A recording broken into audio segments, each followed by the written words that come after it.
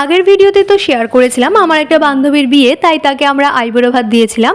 তো আজকে তারই বিয়ে, তো সেজেগুজে সেখানেই চলে গেছিলাম। এখনই দেখো কত ভিড় হয়ে গেছে। যদিও বিয়ে বাড়ি মানে একটু লোকজন তো হবেই, যাই হোক। তো ওদের বাড়িটা দেখো কত সুন্দরভাবে সাজানো হয়েছে।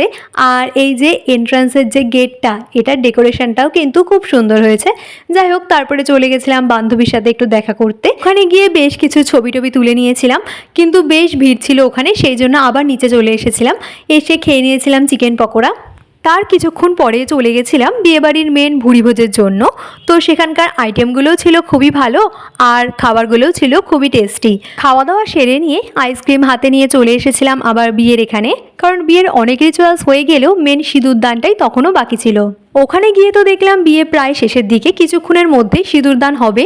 তো ভাবলাম যে ভালোই হলো, তাহলে একটু বসে নিয়ে সিঁদুরদানটা দেখেই বাড়ি যাব। তো ব্যাস, দেখতে দেখতে সিঁদুরদানও হয়ে গেল। আর সিঁদুরদান হয়ে যাওয়া মানে তো বাঙালি বিয়ে কমপ্লিটই। Now they are married. Wishing you a happy married life. ওদের আগামী জীবন খুব ভালো হোক এই কামনাই করি।